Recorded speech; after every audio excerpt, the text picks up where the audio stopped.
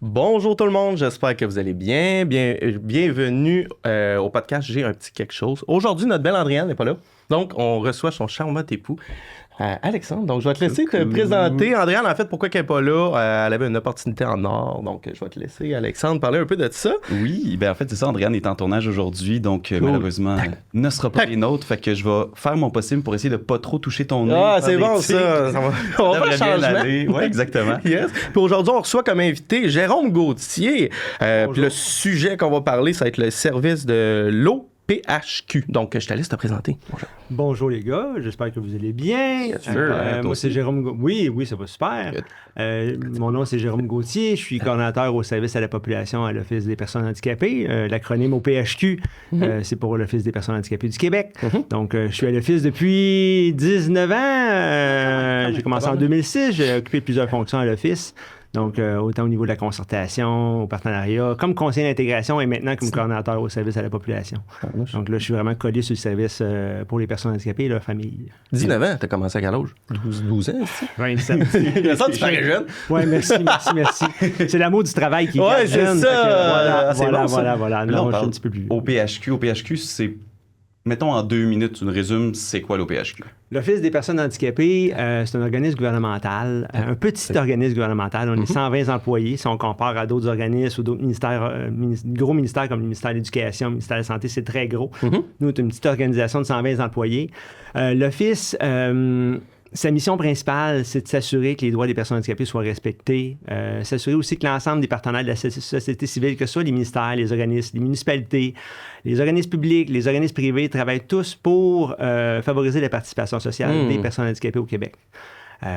L'Office a plusieurs fonctions, donc des fonctions, entre autres, d'évaluation de recherche. On a une boîte, justement, une direction qui s'occupe seulement de la recherche sur la participation sociale, sur les besoins non répondus, entre autres, des personnes handicapées. Dieu sait qu'il y en a. Exactement, il y en a beaucoup. C'est pour ça qu'on est présent, entre autres. On s'occupe également de la concertation entre les différents partenaires pour trouver des solutions aux obstacles qu'on perçoit dans les services. On est là également pour conseiller le gouvernement. Si toutefois il y a des règlements, des lois qui passent au gouvernemental, mais on donne notre avis pour que les personnes handicapées soient incluses dans ces différentes législations-là, pour pas qu'on les oublie. Puis souvent, c'est les personnes les plus oubliées dans les différentes législations. Donc, on essaie de ramener cet intérêt-là de l'avant.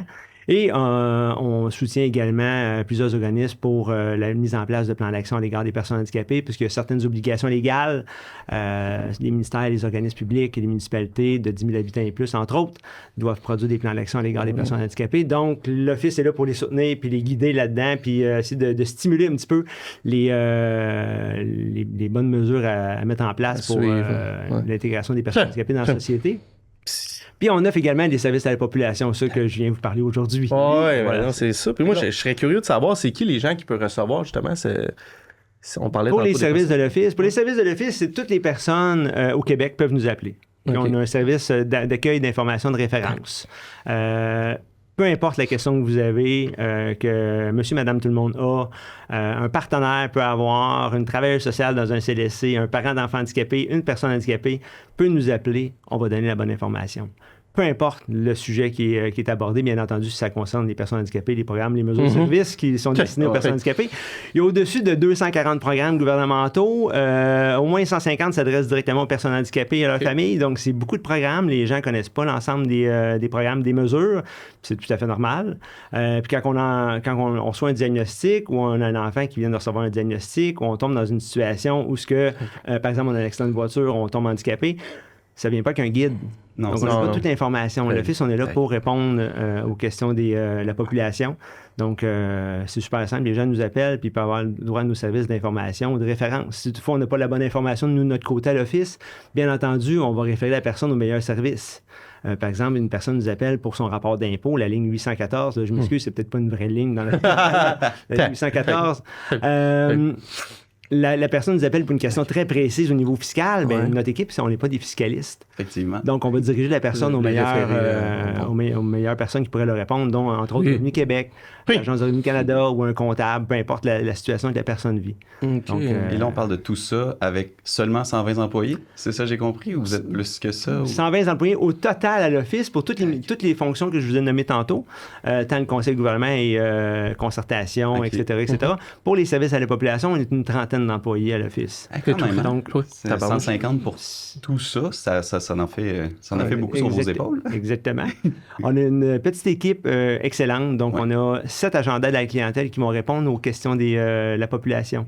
Donc, peu importe si vous avez des questions, vous nous appelez des besoins, peu importe, vous questionnez sur les programmes, les services dans votre région, venez d'avoir un diagnostic, vous posez des questions sur les mesures fiscales, parce qu'il y a un panoplie de mesures fiscales. C'est complexe, les mesures fiscales gouvernementales, entre autres. De base, c'est complexe, imaginez encore plus Exactement. avec les personnes en situation de handicap, en fait. Puis en fait, mais c'est ça, moi, je veux revenir là-dessus. La situation de handicap, il faut avoir le statut d'handicapé, mettons. Pour avoir moi, j'ai le syndrome, mais j'ai pas, mettons, le statut encore. Tu sais, je veux dire, j'ai fait ma demande. Là, pour, mais c'est ça. Est-ce que je suis éligible à ça? Si pour l'information, oui. OK, pour l'information, oui. Tout le monde peut nous appeler. Ça peut être un voisin qui est inquiète pour son ami qui reste pas loin de chez lui, qui se dit, mon Dieu, cette personne est seule, elle semble handicapée, qu'est-ce que je peux faire? Y a-t-il des mesures? Comment je peux signaler une telle situation de maltraitance, peu importe. Ouais. Tout le monde peut nous appeler. Par contre, pour avoir accès à nos services, parce qu'on a, je vous disais tantôt, on a un service d'accueil d'information de référence, donc où on accueille les personnes, donne l'information, on réfère aux besoins.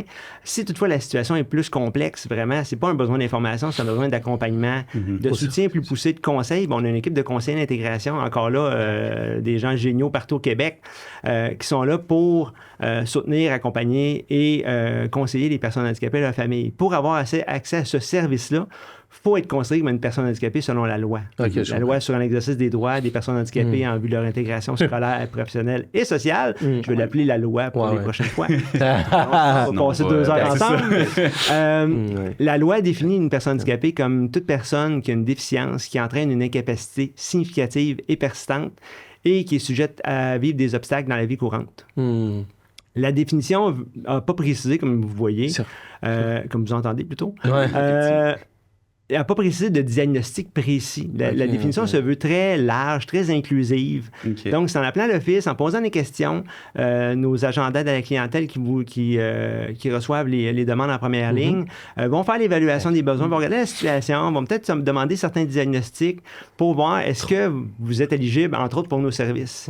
Donc, c'est pas parce qu'une personne n'a pas, par exemple, une telle mesure fiscale, par exemple, le crédit d'impôt fédéral pour personnes handicapées ou le supplément pour enfants handicapés, ou peu importe, qui n'est pas nécessairement une personne handicapée. Il pourrait être une personne handicapée quand même. Ça dépend de la situation. Il y a des situations qui évoluent. Il y a des, par exemple, une personne qui aurait la sclérose en plaques, mais c'est une maladie dégénérative. Donc, la personne, en début de maladie, pourrait ne pas être considérée une personne handicapée. Mais au fil du temps, parce qu'il y a une perte de mobilité, parce qu'il y a une grande fatigue qui s'installe, l'autonomie diminue, la personne pourrait être admissible à nos services par la suite. Donc, c'est vraiment en nous appelant. Nous, on fait l'évaluation de la demande, on regarde la situation. Puis, si toutefois, on ne peut pas vous desservir parce que vous n'êtes pas une personne handicapée, selon la loi, on va vous référer au meilleur endroit pour avoir les services. On ne vous laissera pas en plan. Vous avez sûrement un potin plein de références. Exactement, oui. On a beaucoup de références. Puis nos agents d'aide, c'est important de le mentionner, quand vous appelez à l'Office, vous parlez à quelqu'un. Ça, c'est le fun. Pas de robot à l'autre bout du sujet. Vous parlez, habituellement, c'est Nicolas, qui, je suis persuadé qu'il va être très content que son nom. On le nomme. Nicolas, c'est notre réceptionniste, c'est la voix officielle de l'Office. À moins qu'il soit en vacances ou en pause, habituellement, c'est Nicolas qui répond. C'est ça. Donc, Nicolas prend tous les appels qui rentrent à l'Office, va diriger la personne au bon endroit. Pas la personne nomme qu'elle a besoin d'informations, vraiment une situation difficile. L'appel va être transféré à l'agent d'aide. L'agent d'aide va prendre l'appel directement en ligne. Et l'agent d'aide n'a pas un temps limite d'intervention auprès de la personne. Donc, on n'est pas minuté à 3 minutes 15 par appel. Là. Comme dans certains centres d'appel, quand on appelle des fois, dans certaines entreprises privées. C'est plus difficile parce qu'on se sent un petit peu pressé. Nos agents d'aide peuvent passer jusqu'à 1 heure au téléphone avec une personne handicapée pour vraiment... Ça, c'est cool parce que vous en avez plusieurs. Fait que cette même personne-là, elle peut passer plusieurs temps parce que vous avez assez de staff pour répondre à tout le monde parce que ça, c'était ça. Il y a plusieurs Nicolas. Oui, il y a plusieurs Nicolas. Nicolas, c'est notre réceptionniste. Il y a plusieurs personnes qui prennent le payroll après. Parce que là, vous c'est partout, c'est la région de Québec au complet ou... C'est partout au Québec. Partout au Québec. Toute la province. Que vous soyez en Gaspésie, aux Îles-de-la-Madeleine, en Montérégie, à Montréal, à Saint-Michel-des-Saints, dans la Nodière, peu importe ce que vous êtes au Québec, on va vous desservir, on répond à vos questions. Est-ce qu'il y a des gens sur place ou c'est par téléphone partout au Québec? par téléphone partout au Québec, bien entendu, quand vous avez besoin d'informations. Mais si toutefois il y a un besoin de soutien, de conseil ou d'accompagnement, on a besoin d'un conseiller d'intégration dans une demande X, le conseiller va pouvoir, selon la situation, peut-être se déplacer pour accompagner la personne. Bien entendu, ça dépend de la répartition de la personne ou peut-être de la personne ou le citoyen. Oui, en Gaspésie, on se présente. Ah oui? On va essayer de jumeler plusieurs dossiers ensemble pour faire un déplacement pour rentabiliser le temps. Là, parce que quand même, les fonds publics qu'on... mais là, vos bureaux sont où, vite comme ça? Je me souviens plus. Notre siège social est à Drummondville. Drummondville, OK. Le siège social qui a été mis à Drummondville à l'époque du ministre Lazure, je ne sais pas si c'était ministre ou directeur général à l'époque de l'Office. Je ne pourrais pas répondre. Non, moi non plus. Faisons comme ça. C'est lui qui a décidé de mettre le siège social en région, justement, dans le temps qu'on parlait de régionalisation des sièges sociaux. C'est un des derniers, je pense, qui existe en région, un siège social. Donc, les agendas de la clientèle, notre centre d'appel est situé à Drummondville. Par contre, les conseillers d'intégration sont répartis un petit peu dans toutes les régions du Québec. On a une conseillère, entre autres, au Bas-Saint-Laurent qui dessert la Côte-Nord, Gaspésie, les îles-de-la-Madeleine, le Bas-Saint-Laurent. On a des conseillers dans l'Antille de la Nodière. Donc, on a une conseillère en Abitibi aussi, en Outaouais. Donc, on a du monde un petit peu partout sur le territoire pour avoir une proximité aussi, une connaissance des ressources et des services sur le territoire, ça l'aide toujours. Puis pour avoir une proximité, si toutefois on a besoin d'être présent physiquement dans une rencontre ou en visioconférence également, parce que là, avec la pandémie, ça a amené une autre façon de travailler. Donc, il y a beaucoup de rencontres qui se font par soit visioconférence, via Teams ou Zoom. Là. Donc, ça rend ça plus facile aussi pour le service à la clientèle. Parce que comme on nommait tantôt, on est une petite équipe. On a 20 conseillers pour l'ensemble de la population du Québec. C'est pas beaucoup. Donc, nos conseillers vont essayer de maximiser le temps. Là. Si toutefois il y a une possibilité d'être en visioconférence, on va pouvoir aller vers ce mode de communication-là. Mais il faut que ça réponde aux besoins de la personne également. Puis si la personne a besoin d'un accompagnement en personne, on va l'offrir. Donc, on va pouvoir être présent pour la personne pour s'assurer que ses droits et les services soient obtenus pour elle. Très le fun. Puis je pose la question, ça m'a flashé tantôt, je vais dire sans connaissance de cause. Est-ce qu'à l'OPHQ, vous avez des dossiers de gens qui ont leur statut handicap qui sont Tourette aussi? Parce que je sais qu'il y a beaucoup de gens qui nous écoutent qui ont le syndrome de la Tourette, qui sont soit en démarche ou qui savent peut-être juste pas, qui peuvent peut-être faire la demande. Donc, est-ce que c'est quelque chose que vous avez déjà vu? Oui, on a plusieurs personnes qui nous appellent qui ont le syndrome de la Tourette. On peut les aider, entre autres, surtout dans l'intégration scolaire. C'est beaucoup à ce moment-là que les parents ont besoin d'un coup de main, ont besoin d'aide, ne savent pas trop à quelle porte cogner. L'enfant a certaines problématiques à l'école, ça amène des frictions, soit avec les pères, soit avec l'enseignant. Des fois, c'est des plans d'intervention non adaptés aux besoins de l'enfant. Des fois, il n'y a pas de plan d'intervention, donc il n'y a rien de prévu pour le jeune à l'école. Donc, les parents peuvent nous appeler. Je sais qu'il y a beaucoup de parents qui sont un petit peu sur les freins pour appeler à l'Office. Puis l'Office des personnes handicapées, ça peut être quoi, en fait, si c'est pas indiscret? Ça peut faire peur, peut-être. Les parents, je pense que les gens en général, l'Office est méconnu par la population générale du Québec.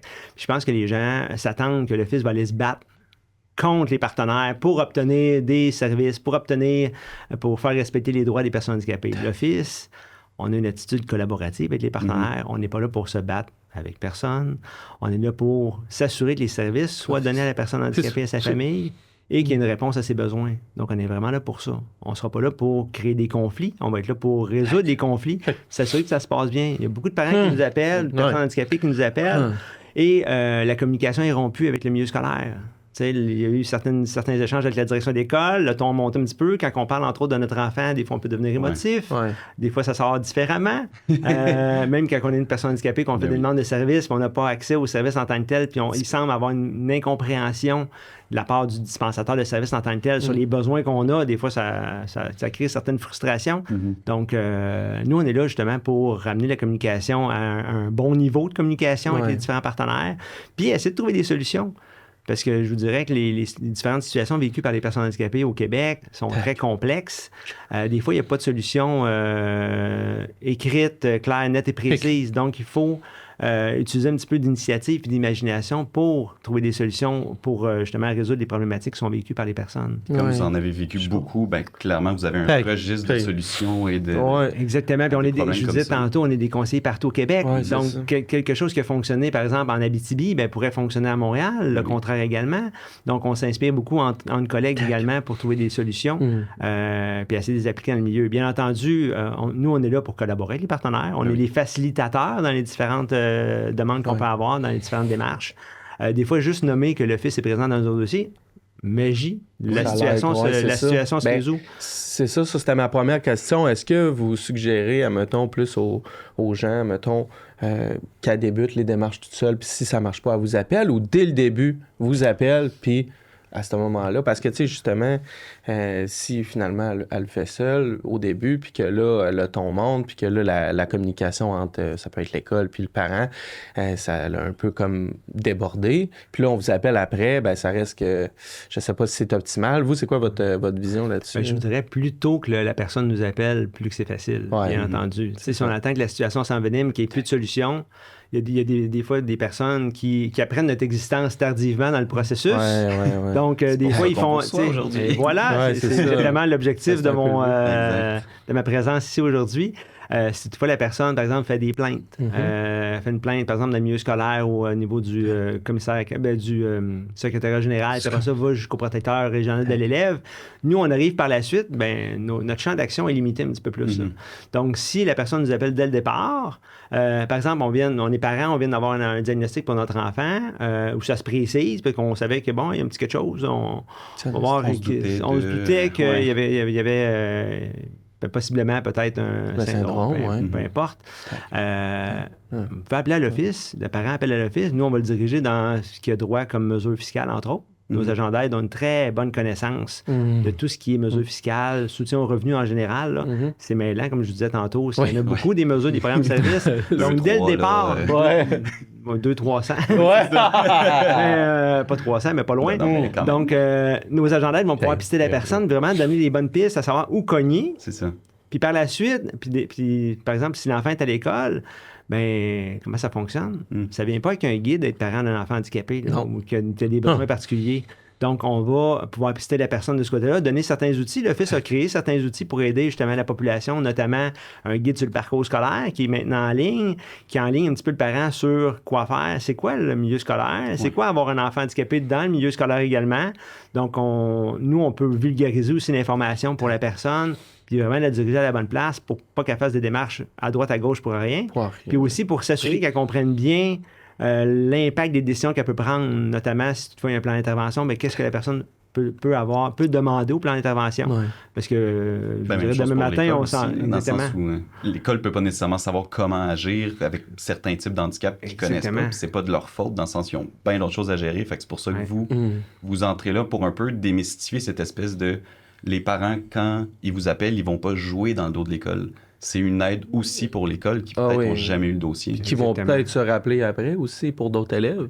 Ça arrive parfois que le milieu scolaire nous réfère à des personnes qui ont de la difficulté à l'école, des fois des bris de scolarisation notamment, pour qu'on puisse aider justement les familles pour l'accès aux services, parce qu'on parle beaucoup d'éducation depuis tantôt, parce que la clientèle, entre autres, syndrome de Tourette, il y a beaucoup de jeunes justement à l'école, puis c'est là que ça l'accroche beaucoup. C'est sûr qu'on peut être présent, puis on peut aider de ce côté-là. Oui, les partenaires, une fois qu'ils nous connaissent, puis habituellement, on est assez connus, l'Office. Habituellement, quand on rentre dans des dossiers, ça va relativement bien.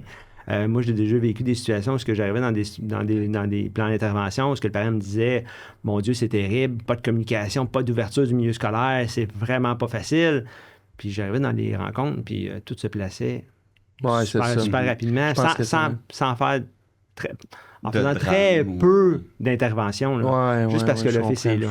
Donc, on peut amener cet élément-là pour aider les personnes. Puis tu sais, en prévention d'une situation problématique qui s'en vient, on peut peut-être régler ça avant que ça devienne problématique. S'assurer que ça aille bien. Puis par la suite, si toutefois, parce qu'on n'est pas garant des résultats à l'Office, on est là pour collaborer avec les partenaires, faciliter les différentes démarches pour le parent, pour les partenaires également, dans comment trouver une solution à différentes problématiques qui sont vécues par la personne handicapée dans le service en tant que tel.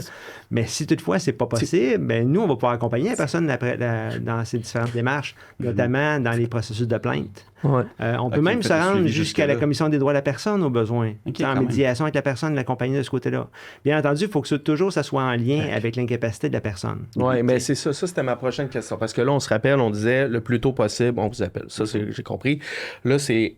Par la suite, admettons, moi, ma fille, elle a le syndrome de la Tourette, elle a été diagnostiquée, là, je vous appelle. Est-ce qu'il va falloir, c'est ça que je veux démêler, est-ce qu'à cause qu'elle a été diagnostiquée, elle a le statut d'handicapé ou non? Parce que si elle l'a pas, est-ce que vous pouvez nous aider quand même? Mais je comprends très bien ta question, puis c'est une question qui revient souvent dans la clientèle. Nous, de notre côté, on va regarder la situation de la personne. Bien entendu, on prend le diagnostic. On a certaines mesures qui facilitent l'accès à nos services. Si, par exemple, le parent a le supplément pour enfants handicapés, le crédit d'impôt fédéral, la personne adulte a une contrainte sévère à l'emploi ou la rente d'invalidité. Il y a certains programmes comme ça, le programme de revenu de base, ou l'accès à un centre de réadaptation à des ITSA, on va pouvoir l'accepter directement dans le service sans regarder le diagnostic en tant que tel. Bien entendu, on va le regarder quand même. On va regarder la situation. Peu importe la personne qui nous appelle, on regarde tout le temps sa situation. Peu importe le diagnostic, on va regarder est-ce que le diagnostic est significatif, persistant? Est-ce que ça a un impact majeur sur sa vie? Puis est-ce que c'est durable dans le temps? Le diagnostic? Puis est-ce que la personne rencontre des obstacles dans sa vie courante? Donc, c'est pour ça qu'on n'a pas de diagnostic dans la loi en tant que tel pour la définition de personne handicapée. On est vraiment large sur la définition. Donc, une personne, mettons, tu nous appelles demain matin pour des services, on va regarder la situation de ta fille, on va regarder, voir, OK, est-ce qu'elle rencontre des obstacles? Est-ce que c'est significatif, persistant? Ça dure-tu dans le temps? Est-ce que ça a un impact majeur sur elle, son incapacité? Et est-ce qu'elle rencontre des obstacles dans sa vie courante? Il y a des parents qui nous appellent, disent moi, mon enfant a un syndrome de la Tourette, mais il n'est pas handicapé. Par contre, on vient de le déscolariser. Il ne peut plus aller à l'école, puis on le réfère en psychiatrie à l'hôpital. C'est pas mal. Nous, on fait preuve un petit peu de gros bon sens, donc on va regarder la situation, on va dire on va essayer de vous aider, au moins vous donner des bonnes références. Mais si toutefois, on voit vraiment, comme dans cette situation-là, la personne, à mon avis, pour être considérée comme une personne handicapée, en tout cas, vit quelques obstacles dans sa vie courante. Donc, on pourrait l'accepter dans le service. Si on se rend compte par la suite que notre conseiller intervient dans la situation, puis la personne, finalement, les obstacles s'estompent, la personne ne serait plus une personne handicapée, on va fermer nos services. C'est ça. Peut-être que les gens aussi ont peur, justement, du statut handicapé. Comme mon enfant a le syndrome, mais je le nie un peu, puis je veux pas qu'elle ait le statut d'handicapé. Elle a juste le syndrome, mais je pense que c'est ça. Ça l'aide là, à ce moment-là pour avoir vos services. Puis nous, on ne donne pas de statut de personne handicapée. Non, mais c'est ça. Nous, on y va vraiment. Je sais qu'il y a une grosse appréhension par rapport au thème personne handicapée. C'est lourd comme terme personne handicapée. Par contre... Mais c'est vague, je veux dire. Exactement. Faut que les gens voient que c'est vague, là, handicapé. La société a rendu ça. C'est ça. Comme tabou quasiment. Moi, je dirais aux parents, si vous avez besoin d'aide, appelez-nous. Peu importe si vous ne vous identifiez pas comme une personne handicapée ou que votre enfant, vous ne le considérez pas comme une personne handicapée, allez chercher des services, que vous pouvez aller chercher des services, de l'aide, de ce que vous pouvez aller chercher de l'aide. Il y en a tellement peu de l'aide.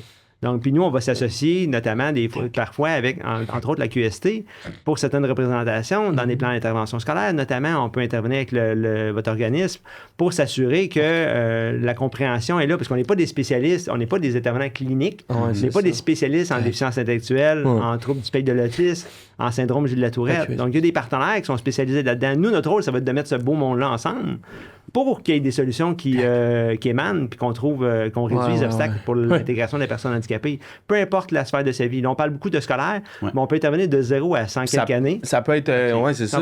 Ça peut être, mettons, moi qui ai une difficulté en 31 ans, puis j'ai besoin. C'est ça. En emploi, par exemple, on pourrait te donner un coup de main. Au moins avoir de l'information. Tu sais, des fois, on se pose la question à qui je peux m'adresser pour avoir telle mesure. Est-ce qu'il y a quelque chose qui existe pour une personne qui veut intégrer l'emploi, une personne handicapée qui veut intégrer l'emploi? Y a-t-il des mesures? Mon employeur veut, l'employeur que je cible, il veut pas trop, il a peur que je sois pas assez productif. Je peux-tu avoir l'accompagnement de ce côté-là? Donc, nous, on va vous pister vers les bonnes ressources. Ou juste, admettons, on m'oblige à travailler à côté des gens sur des petits cubicules, mettons, puis là, je peux pas 100% me concentrer parce que je dérange les autres, puis j'ai peur de déranger les autres, fait que j'ai encore plus d'éthique, etc. Est-ce que, juste pour, admettons, demander à avoir une pièce seule à ce moment-là, ou... c'est sûr que nous, on peut. C'est une demande d'accompagnement très simple. C'est ça. Pour un employeur. Probablement, tout bon employeur comprendrait la situation, là, mais... sont moins ouverts. Mais des fois, en ramenant les obligations au niveau de la Charte des droits et libertés, des fois, ça peut être convaincant. Nous, on a une attitude, comme je disais tantôt, là, on est en collaboration. On est en collaboration avec les partenaires. On est là pour trouver des solutions. Donc, on n'est pas menaçant. On n'est pas des avocats. Si les gens nous appellent pour avoir des services juridiques, on n'est pas des avocats à l'office. On est là pour, exactement, si tu vois un besoin, la personne, il y a une judiciarisation de son dossier, c'est sûr qu'on ne pourra pas le représenter. Là, on pourrait y nuire, donc on va se retirer de la demande, mais on va le référer à la bonne place pour qu'elle ait l'accompagnement de son côté. Mais pour une situation, par exemple, d'accompagnement d'emploi, c'est très possible. Ben oui, Au c'est moins ça. donner des conseils. Des fois, les parents ou les personnes handicapées ne veulent pas nécessairement être accompagnés.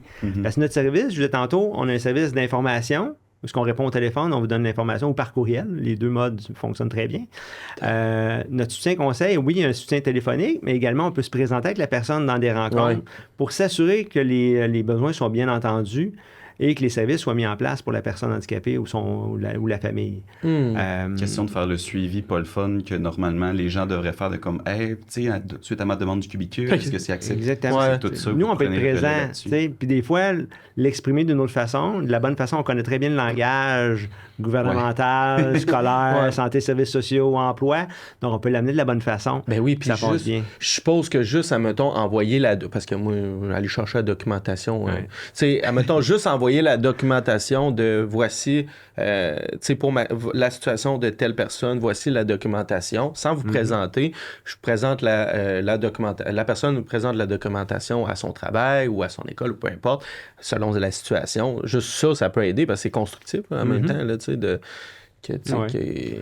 Ouais, c'est ça. Oui, puis si toutefois la personne a des documents à remplir ou des formulaires, puis qu'on ne comprend pas trop les formulaires, on peut la pister sur quoi mettre dans son formulaire. Nous, on ne décide pas de l'admissibilité des différents programmes, mais on les connaît assez bien pour dire, ben dans cette demande-là, vous devriez indiquer tel élément pour avoir une chance d'avoir le supplément, par exemple, pour enfants handicapés ou le crédit d'impôt, peu importe la demande ou une demande aussi au niveau des services de santé, services sociaux pour avoir un intervenant.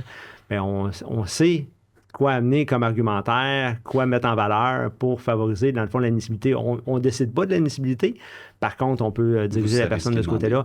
On ne remplira pas nécessairement les documents pour la personne. Des fois, les gens nous contactent pour ça. Ils aimeraient bien ça qu'on remplisse les demandes. Mais si on commence à remplir les demandes qui sont refusées, ben, ça va être de votre faute, tu sais, maintenant. c'est un petit peu malaisant.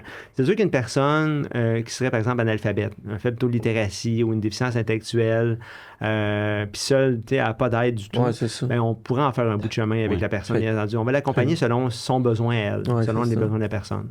Puis je reviens au niveau des services de tantôt. Pour les gens qui ont le syndrome G de la Tourette, est-ce que les services diffèrent de ceux qui ont le statut handicap versus ceux qui n'ont pas le statut handicap? Ou ça... De l'office ou en général? Versus l'office, mettons. Versus l'office? Les services que vous offrez. Non, les services sont les mêmes. OK. Donc, tant que la personne, on considère la personne comme une personne handicapée de notre côté, là, après l'évaluation qu'on en fait de la situation, selon les obstacles vécus par la personne, selon le diagnostic. Parce que des fois, avec le diagnostic de syndrome de G de la Tourette, il y a des comorbidités. Donc, il y a d'autres diagnostics qui se rajoutent. Anxiété, impulsivité, TDAH. Des fois, le cumul de tout ça, quand on les prend un à un, c'est pas super, mais quand on prend le cumul de tout ça, on fait... Il y a du stock. Le fameux soleil et ses rayons. Oui, c'est ça. Exactement. Le soleil, quand il y a plusieurs rayons qui s'ajoutent, qui éclairent la situation. On va pouvoir intervenir, bien entendu, pour la personne, puis s'assurer qu'on va avoir les mêmes services de notre part. Là. Autant au niveau de l'information, de la référence, que du soutien conseil. Puis, tu sais, tantôt, je disais, puis on a bifurqué ailleurs, on peut être présent auprès de la personne pour ces différentes rencontres, mais aussi on peut juste donner des conseils. C'est ça. Si la personne n'est pas à l'aise d'avoir quelqu'un de l'office, elle trouve ça trop impressionnant, elle se dit « Mon Dieu, je veux pas arriver avec mes grands chevaux, puis... je veux pas paraître trop par exemple, avec mon intense, employeur, exactement, avec mon employeur, je veux pas me faire taguer comme personne qui fait du trouble, peu importe, même si c'est pas ça l'objectif de l'office. Nous, on est là pour trouver des solutions. Puis quand les gens apprennent à nous connaître, ça va assez bien, mais on peut juste donner des conseils aussi à la personne. Voici les démarches à faire. Il y a beaucoup de parents qui nous appellent pour le classement scolaire, entre autres ces temps-ci, classement scolaire, classe d'adaptation versus classe régulière, beaucoup de décisions qui se prennent. Les parents se posent des questions. C'est quoi une classe d'adaptation? On ne le sait pas, je vous poserai la question. Classe d'adaptation, à moins qu'on ait vécu la situation de classe d'adaptation. C'est des classes adaptées. Là. Comme moi, j'avais au secondaire, au lieu d'avoir plusieurs profs, c'était la même prof, la même classe. Puis, avec un petit peu moins de monde sur la classe. Beaucoup moins de monde. Beaucoup moins de monde, toutes les mêmes. Puis c'était une prof pour toutes, sauf éducation physique, naturellement. Puis, c'est ça, on avait les droits aux ordinateurs et tout. Là. Donc, OK, fait que vous pouvez justement aider les parents à dire que son jeune puisse être éligible à ça, en fait. On peut conseiller. Si toutefois les services sont pas donnés à l'enfant. L'enfant est un petit peu laissé pour compte, ça va pas bien à l'école, il est en classe régulière, mais ça boite un petit peu comme situation. Nous, on va pouvoir conseiller aux parents de regarder toutes les possibilités qu'on a. Est-ce que toutes les mesures ont été mises en place dans la classe présentement? Est-ce qu'on a pensé au classement scolaire haut dans une classe d'adaptation, entre autres? Si c'est la classe d'adaptation qui pourrait mieux répondre aux besoins de l'enfant, nous, on est là pour la personne handicapée, l'office. Ça, c'est important à comprendre. On n'est pas là pour le parent en tant que tel. Bien entendu, si c'est le parent qui fait la demande, on va jaser avec le parent puis on va prendre en considération ce qu'il souhaite. Par contre, notre objectif, c'est de répondre aux besoins de la personne handicapée. Donc, des fois, certains parents veulent quelque chose qui ne répond pas nécessairement aux besoins de leur enfant. Bien, nous, on va les ramener, on va essayer de les conseiller dans le bon sens. En tout cas, selon notre vision. Mais c'est toujours le parent qui a le dernier mot. Exactement. Le dernier choix. Exactement. Si le parent décide d'aller ailleurs, nous, on va le conseiller quand même. Pour les classes d'adaptation, oui, on peut intervenir auprès des différents milieux scolaires pour stimuler la réflexion, entre autres. Des fois, ils n'ont pas pensé, ou des fois, ils pensent trop vite à la classe d'adaptation. Donc, on la va trop rapidement en classe d'adaptation sans mettre de mesures en place pour l'intégration dans une classe régulière. Donc, l'office, on va être là pour essayer de raisonner tout le monde, de comprendre pourquoi que le choix a été fait ou n'a pas été fait. Puis essayer de donner des argumentaires justement pour répondre aux besoins de l'enfant au mieux de notre connaissance. Puis justement, dans les programmes que tu parlais, est-ce que c'est des programmes qui sont, je vais dire, comme at large, ou il y a des trucs plus spécifiques selon, exemple, ceux qui ont le spectre de l'autisme, ceux qui sont SGT, ceux qui ont, exemple, des amputations. Mettons, on parle syndrome Gilles Latourette. Est-ce que vous avez des programmes qui sont spécifiques pour les gens Tourette? Ouais. À l'office, on ne gère pas de programme. Okay. On n'a aucun programme sur notre... À part deux programmes de subvention, si je me souviens bien, là, qui sont plus destinés aux organismes de promotion des droits des personnes handicapées. On n'a pas de programme en tant que tel. L'Office a été créé dans les années 70 suite au mouvement de désinstitutionnalisation. Et la mission première de l'Office, c'était de créer des programmes à l'époque. Dans les années 80, on a mis en place beaucoup de programmes, tous les programmes que vous connaissez, ou presque, qui touchent les personnes handicapées. Maintien à domicile, services éducatifs, vignette de stationnement, la fameuse vignette, les stationnements de personnes handicapées. Donc, entreprises adaptées, tout ça, ça a été créé par l'Office. Puis l'Office, après ça, a redistribué tous ces programmes dans les différents ministères et organismes. Donc, on n'a pas de programme, on ne gère pas de programme. C'est tous les ministères qui les ont de leur côté. Par exemple, le maintien à domicile, c'est le réseau de la santé qui est le ministère de la Santé et Services sociaux. Le programme des services éducatifs, c'est le ministère de l'Éducation qui gère ce programme-là. Donc, l'Office, on n'a pas de programme. Nous, on va regarder la situation selon les besoins de la personne. On a une approche vraiment sur les besoins de la personne. On va regarder les services qui peuvent être possibles pour elle. Comme vous les connaissez par cœur quasiment ces services-là, vu que vous les avez créés, c'est plus facile pour vous de prendre chaque dossier puis d'aller les... Exactement, puis orienter la personne à la bonne place. Parce qu'une personne qui a un SGT, puis l'autre personne qui a un SGT à côté, n'a peut-être pas les mêmes besoins. Non, c'est ça la Vraiment pas. Donc, c'est tellement... Puis peu importe le diagnostic, c'est la même chose. C'est pour ça qu'on a l'approche par besoin. Il va vraiment être le besoin de la personne, puis on essaie de trouver des solutions pour répondre à ses besoins. Fait que c'est pas parce que ça a fonctionné avec ton ami qui a le syndrome de la Tourette que toi, ça va fonctionner aussi. Le best, c'est de vous appeler le plus tôt possible puis voir situation par situation selon votre situation personnelle. Exactement. On parlait tantôt de l'intégration scolaire, entre autres classe spécialisée. Mais pour un enfant, c'est peut-être bien, la classe spécialisée, c'est peut-être ça qu'il a besoin, d'avoir une classe à effectif réduit, avoir une intervenante, un enseignant seulement, comme tu disais tantôt. Juste pour l'éducation physique, on va avec le prof d'éduc. C'est le seul détail. Avoir peut-être une éducatrice spécialisée aussi qui gravite autour de la classe, ça peut être facilitant. Pour d'autres jeunes, ça va peut-être un groupe encore plus réduit qui va avoir besoin, mettons, de 5 ou 6 élèves. Pour un autre, ça va être une classe régulière, mais seulement avec quelques mesures d'adaptation. Un petit point calme dans la classe, juste pour quand on sent que, par exemple, les tics augmentent, la situation devient un petit peu plus anxiogène, un petit coin tranquille, juste pour aller s'asseoir. Puis revenir. Exactement. Ouais, c'est ça. Donc, puis des fois, c'est pas par mauvaise volonté. Des fois, les intervenants ne savent pas trop comment. Ils savent pas trop gérer ça. Ils disent, bon, là, si lui, je le laisse partir je le laisse aller dans le corridor faire ses tics 4 fois par cours, là, les autres élèves, eux autres, ils voient globalement. Donc, c'est difficile, sûrement, là, à ce niveau-là, là, de vraiment. Fait que c'est ça. Fait que là, vous pouvez aider les parents à vraiment venir recadrer ça. Là. Puis à faire comprendre là, aux enseignantes et tout. Là, que c'est quoi le besoin? C'est quoi le besoin? Qu'est-ce qu'on peut mettre en place? Puis qu'est-ce qui est bénéfique? Qu'est-ce qui n'est pas bénéfique non plus? Parce que des fois, il y a des... comme la sortie dans le corridor, pour certains jeunes, oui, ça convient. Pour d'autres, ça les désorganise. Ah, c'est ça, donc, exactement. Fait que selon... quand on parle du SGT, je sais qu'il y a beaucoup de façons de procéder qui sont pas les bonnes. C'est-à-dire, mettons, un intervenant va intervenir d'une certaine façon avec un enfant SGT, mais qui est pas du tout la bonne façon d'intervenir. Je sais que la QST a des formations dans les écoles. Est-ce que vous, justement, votre partenariat, il se fait là, de présenter ces formations-là aux intervenants? Bien, nous, on va mettre en lien les intervenants avec les organismes qui donnent ces formations-là. Si toutefois il y a un besoin de connaître plus le syndrome Gilles de la Tourette, bien entendu, on va référer à la QST. On va s'assurer que quelqu'un de la QST puisse être présent, par exemple, dans une rencontre pour présenter aux intervenants concernés c'est quoi le syndrome Gilles de la Tourette, c'est quoi les interventions à mettre en place. On a des outils aussi en partenariat avec vous, dans le fond, qu'on a reçus de votre part au niveau de la QST, parce que vous êtes très généreux. Et nous, on est très, très, très réceptifs aux différentes solutions proposées.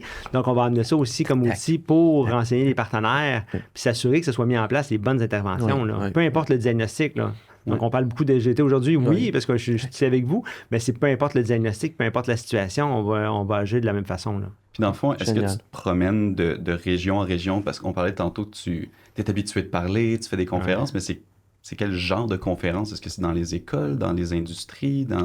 Bien, on fait beaucoup de promotion des services à la population. Donc, moi, c'est plus pour enseigner soit les parents, soit les associations de personnes handicapées, parfois les comités EHDA là, pour les élèves handicapés en difficulté d'adaptation et d'apprentissage, où on fait des présentations pour que les gens apprennent à nous connaître, puis qui nous réfèrent des personnes qui nous appellent directement.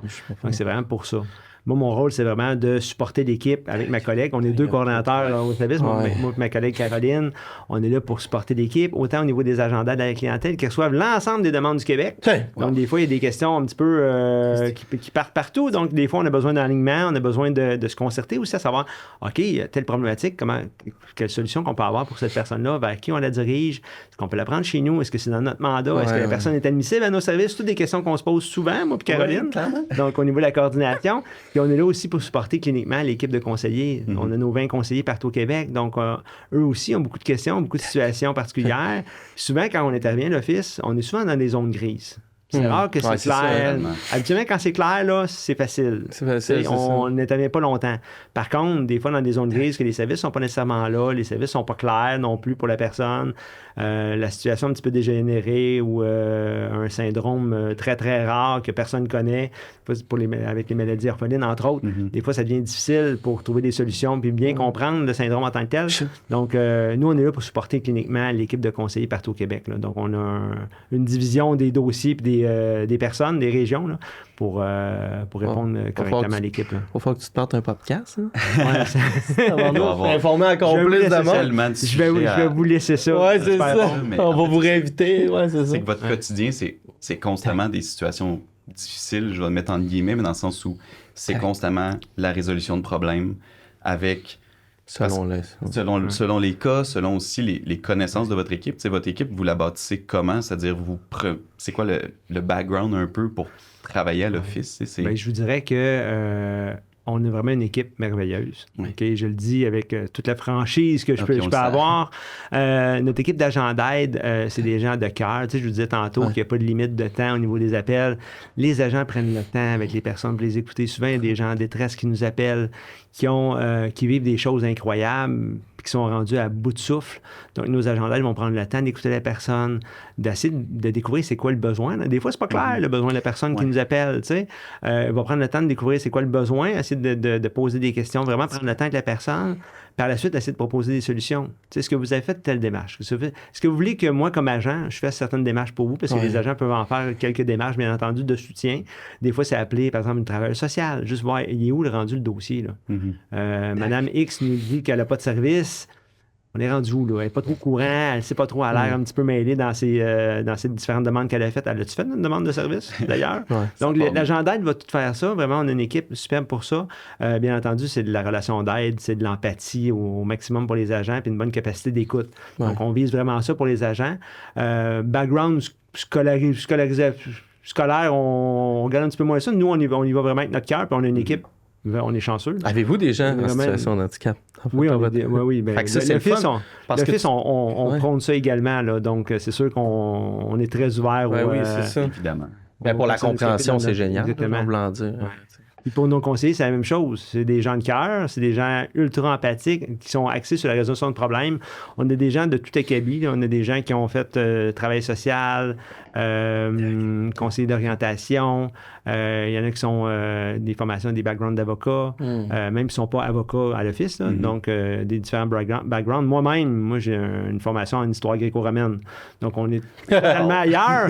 Par contre, avec l'expérience acquise au fil du temps, à l'Office, bien, on connaît bien l'organisation, puis la réalité des personnes handicapées, puis comment intervenir auprès des personnes. Ah, mais là, je suis trop curieux. On parle d'histoire gréco-romaine. Comment on part de l'histoire gréco-romaine pour arriver à l'OPHQ? Le destin? Le destin. Raconte-moi ça. Raconte-moi ça. J'ai eu une opportunité de travailler pour l'Office en 2006, donc j'ai dit oui tout de suite. La mission m'intéressait. Par les différents concours gouvernementaux qu'il y avait à l'époque. Okay. Donc, je suis rentré à l'Office, puis j'étais avec un collègue merveilleux. Donc, on a bâti un petit peu notre façon de faire parce qu'on était un petit peu... L'Office, il y a beaucoup d'autonomie dans le travail. Donc, on était appelé à être très autonome dans le travail. J'ai réussi à bâtir des bons liens avec les différentes associations de personnes handicapées sur le territoire. Moi, j'étais dans le territoire de la Lanaudière. Donc, on a réussi à bâtir de quoi de super intéressant avec les organismes. Adorer la mission de l'Office également. On est là pour aider. Je vous disais tantôt, nos conseillers, oui, ils ont des situations difficiles, mais l'Office, on est là pour aider les gens. Oui. C'est quoi de plus beau? Ouais, juste aider les gens. Les gens nous appellent, ils ont des questions, on répond à leurs questions. Les gens ont des besoins, la situation ne va pas du tout, bien, on est là pour les aider. Mm-hmm. Donc, à trouver des solutions, à trouver des services, à trouver une réponse à leurs besoins. Donc, pour moi, le choix était simple. Puis par la suite, au fil du temps, j'ai occupé différentes fonctions à l'Office, donc je me suis ramassé au service à la population. Puis même si moi-même, j'avais des doutes au départ, c'est vraiment, j'ai 2 pieds sur mon X. Puis maintenant, la coordination, j'ai une opportunité de tomber dans la coordination en 2022. Puis j'adore ça. Puis on a une équipe en or, ce qui facilite énormément notre travail. Donc, quand on a plein de gens de cœur autour de nous qui veulent travailler, qui veulent s'impliquer auprès des personnes handicapées puis trouver justement des solutions, comme on disait, à des situations très problématiques, parce que c'est pas facile, c'est assez lourd comme travail quand même. Là. On a comme une charge émotive importante, mais c'est vraiment superbe là, comme équipe de travail. Puis c'est pour ça que c'est facile, je vous dis. Oui, j'ai peut-être pas un background d'intervention, par contre, tout m'a emmené vers là. Exact. Et, vous avez le terrain, en fait, qui vous avez le terrain. Puis le fait d'être à coordination, d'avoir une équipe géniale de tous les côtés, autant ma collègue coordonnatrice, qui n'est pas ici en ce moment. Là. On la salue. Salut Karine. Autant l'équipe de conseil d'agent d'aide, c'est vraiment... Ça rend le travail facile. Là. Donc, voilà. Ah, mais c'est le fun. Fait que vous êtes partout au Québec, les gens peuvent vous rejoindre de n'importe quelle façon. Oui, c'est ça. Si on veut vous rejoindre, numéro de téléphone, puis le site, c'est quoi le site? Ça va être la plug officielle. La plug officielle. Numéro de téléphone pour nous rejoindre, c'est le 1-800-567-1465. OK. Par courriel également. Les gens peuvent nous contacter. Comme je disais tantôt, par téléphone, il y a une réponse immédiate à l'appel téléphonique de Nicolas. On se rappelle de Nicolas. Par courriel, à l'adresse aide@ophq.gouv.qc.ca. Encore là, le courriel est assez rapide. Habituellement, en dedans de 2 jours, il y a une réponse au courriel de la personne. Est-ce que c'est aussi Nicolas? Non, c'est pas Nicolas qui répond. On va le mettre en description pour les gens. Puis pour pas être obligé de reculer dans l'épisode. Puis sinon, le site... Vous pouvez aller voir sur le www.ophq.qc.ca ou sur québec.ca aussi, qui a toute l'information. Mais moi, je conseillerais aux personnes qui veulent avoir l'information, qui cherchent l'info, de nous appeler. C'est beaucoup plus facile. Vous allez avoir un service gratuit, confidentiel. Puis ce que j'ai pas nommé tantôt, c'est qu'à l'Office, on n'a pas de liste d'attente. Donc, contrairement dans le réseau de la santé, si vous voulez avoir un service dans le réseau de la santé, vous pouvez attendre jusqu'à 365 jours avant d'avoir un service. L'Office, en dedans de 5 jours, si toutefois vous avez besoin d'une intervention d'un conseiller à l'intégration, vraiment vous vivez une situation complexe, soit à l'école, soit au travail, ou peu importe la situation, en dedans de 5 jours, il y a un conseiller qui va avoir votre dossier. Là. Donc, il va pouvoir partir avec vous, prendre rendez-vous téléphonique avec vous, puis essayer de bâtir une solution pour résoudre les problématiques que vous vivez. C'est sûr qu'on vous conseille, bien entendu, si vous avez une rencontre lundi matin. C'est peut-être un petit peu dernière minute. Selon les périodes aussi, là, les périodes les périodes aussi plus achalandées. Là, nous, à l'Office, on a énormément de dossiers en éducation. Donc, environ 70% des demandes qu'on reçoit, sur les 5000 demandes qu'on reçoit à l'Office par année, on a environ 70% des demandes qui s'en vont en soutien-conseil qui traitent de l'éducation. Donc, c'est des problématiques de milieu scolaire. Donc, c'est sûr que les périodes, mettons, en début d'année scolaire, puis présentement, là, les conseillers vous le diraient, c'est un petit peu plus le rush est un petit peu plus intense. Je vous dirais, parce qu'il y a beaucoup de rencontres de plans d'intervention, beaucoup de questionnements sur le classement scolaire, beaucoup de demandes de révision aussi, puisqu'on accompagne aussi les personnes à faire des demandes de révision, entre autres de classement scolaire, si toutefois ils ne sont pas d'accord. Mais je vous dirais qu'habituellement, si vous avez une rencontre dans quelques semaines ou si vous prévoyez avoir une rencontre avec un intervenant puis vous souhaitez être accompagné, n'hésitez pas à nous appeler puis on va être là sans problème. Au moins, on va pouvoir vous conseiller d'avance pour la rencontre si vous ne souhaitez pas qu'on soit présent, bien entendu. Être bien informé, les bonnes sources et tout. Prenez-vous d'avance. Puis les projets qui s'en viennent pour vous, est-ce que vous avez des campagnes de financement? Comment ça Bien, on fonctionne? a du 1er au 7 juin, on a la Semaine québécoise des personnes handicapées qui s'en vient. Semaine où que les gens sont appelés à souligner les bons coups pour la participation sociale des personnes handicapées. Donc, différents projets qui sont organisés. C'est vraiment une semaine de sensibilisation sur la situation des personnes handicapées au Québec. Donc, il y a ça. Il y a également, il y a souvent des campagnes de sensibilisation à l'Office. On a des campagnes de sensibilisation sur l'intimidation, campagne de sensibilisation sur l'embauche des personnes handicapées également, avec le contexte économique qu'on a aujourd'hui, le manque d'employés également. Donc, il faut favoriser, entre autres, l'embauche des personnes handicapées, puisqu'ils ont un bon potentiel à aller chercher de ce côté-là. Puis souvent, ils sont sous-représentés. Donc, habituellement, c'est des très bons employés là, pour les différents employeurs. Donc, on a des campagnes de ce côté-là également pour mousser la visibilité pour que les gens en parlent. Un peu comme la sensibilisation du mois de la Tourette du 15 mai au 15 juin. 15 au 15, exact. Ça donne bien. Ça donne bien. En début. On dirait que c'était prévu. Oui, c'est ça. C'est ça, exact. Ben, hey, merci beaucoup d'être venu nous voir. Très intéressant. Et puis, bon, ben, ça fait pas mal le tour pour le podcast. Merci beaucoup, Alexandre. Ça fait plaisir. Merci à vous. Puis, merci encore, Jérôme. Puis, on vous souhaite une bonne journée. Merci, les gars. À bientôt. Salut. Ciao. Bonne journée.